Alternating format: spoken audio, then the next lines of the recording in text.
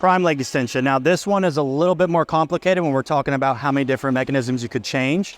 But to start out, let's start with the basics. So first things first, we want to make sure that this pad is not on our foot or the top of our foot. We want to make sure it's on our ankle and not too high into that shin either. So right above the ankle, in the ankle, right above where that foot attaches, that's where we want this pad. You can adjust that by pulling this pin, adjusting it from there. Also, on leg extension, a lot of machines do not have an axis in which you can change the range of motion. This one does. So by taking it further forward, you can easily get out, or if you have knee issues, you're not able to flex your knee further back, you can take it a little bit higher to get a little bit shorter range of motion. If you don't have any knee issues and you really need to challenge yourself, you want to pull that pin and you want to take it back as far as you can to allow for that good stretch with each repetition. The only other huge thing you want to know is that with this peg, you're going to pull that and it's going to adjust this back.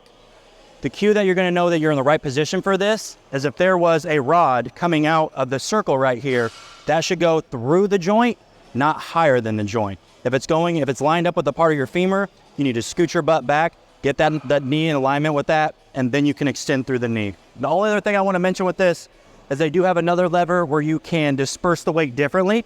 So on one, it's going to disperse the weight evenly throughout the full range of motion.